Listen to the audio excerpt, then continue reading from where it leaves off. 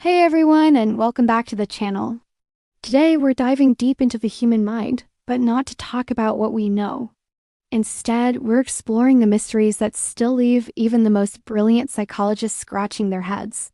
These are the phenomena that science, for now, simply can't explain. Let's start with the biggest one of all: consciousness. You're experiencing it right now. It's the feeling of being you, the taste of your morning coffee, the redness of a rose. Psychologists and neuroscientists are great at tackling what they call the easy problems of consciousness. They can scan a brain and show you which parts light up when you see the color red or hear a piece of music.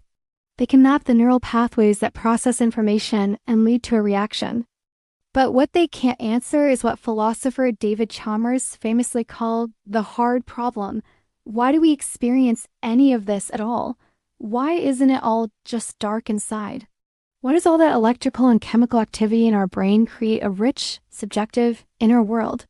Why is there something it is like to be you? This subjective quality of experience, what it feels like to be a conscious being, is inherently private. I can't feel your pain and you can't see the color red inside my head. Because it's unobservable from the outside, it defies our traditional scientific methods, making it one of the most profound mysteries in all of science. Next up, let's talk about dreams. Every night, most of us enter a bizarre alternative reality. We might fly, talk to long-lost relatives, or find ourselves in surreal situations that make no sense upon waking. Humans have been fascinated by dreams for millennia, from ancient civilizations seeing them as messages from the gods to Freud interpreting them as windows into our unconscious desires. But here's the thing. Despite all this time and study, we still don't have a definitive answer for why we dream. What is their purpose? Are they just the brain's way of cleaning house, consolidating memories from the day? Or are they a virtual reality simulator, allowing us to practice responding to threatening situations in a safe environment? Some theories suggest dreams help us process emotions, while others think they're just random, meaningless neural firings. The truth is, nobody knows for sure. The meaning and function of our nightly adventures remain one of psychology's most elusive puzzles. Now, let's venture into more controversial territory: paranormal phenomena. Let's talk about that spooky feeling of déjà vu, that overwhelming sense that you've lived this exact moment before. Or what about premonitions? Stories about people having vivid dreams or a sudden, gut-wrenching feeling that a disaster was about to happen, only for it to come true. Think about the many people who claim to have a sense of dread before major events. Are these just coincidences? Is our brain just playing tricks on us, finding patterns where there are none? Psychology offers some potential explanations, like a slight delay in the brain's processing that makes a new experience feel familiar. But these explanations don't fully capture the intensity and specificity of some of these reported experiences.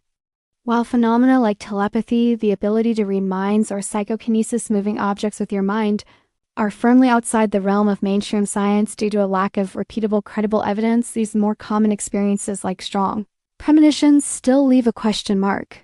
They exist in a gray area, not fully explained, but widely reported. It is a fascinating corner of human experience that science hasn't quite figured out how to tackle. Beyond the spooky and the surreal, there are other fundamental aspects of being human that psychology struggles to explain. Take free will, for instance. Do you have it? You probably feel like you do. You chose to watch this video. You'll choose what to have for dinner later. But from a purely neuroscientific perspective, it's not so simple. Some studies have shown that our brains can show signs of making a decision, seconds before we are consciously aware of having made it. This has led some scientists to argue that free will is just an illusion, that our actions are predetermined by our brain chemistry and past experiences. Yet, our entire legal and moral systems are built on the idea that we are responsible for our actions. The debate rages on between philosophers, physicists, and psychologists. Is our feeling of control real, or are we just puppets of our own biology? So far, there's no conclusive answer. Finally, let's look at evolution. Evolutionary psychology is a powerful tool for understanding why we behave the way we do.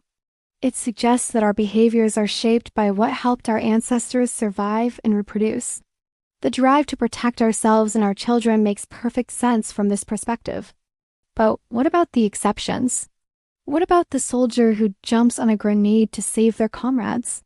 What about the firefighter who runs into a burning building to save a stranger? This kind of extreme self-sacrifice, or altruism, especially for non-relatives, is difficult to explain purely through the lens of individual survival. Why would someone give their life for their country, an abstract concept? Similarly, in a world where passing on your genes is the supposed biological imperative, why do some people who have all the resources to raise a family consciously choose not to have children? These behaviors seem to defy the core principles of evolutionary psychology and show that human motivation is far more complex than just survival and reproduction. Our values, our culture, and our capacity for abstract thought introduce variables that science is still working to fully understand. So, from the nature of our own consciousness to the purpose of our dreams and the choices we make, it's clear that the human mind is still a vast and mysterious frontier. And that's not a bad thing. It's what makes studying psychology so incredibly exciting. It reminds us that there's always more to learn, more to discover about what it truly means to be human. What do you think is the biggest mystery of the mind? Let me know in the comments below. Thanks for watching, and if you enjoyed this journey into the unknown, don't forget to like and subscribe for more content. See you next time!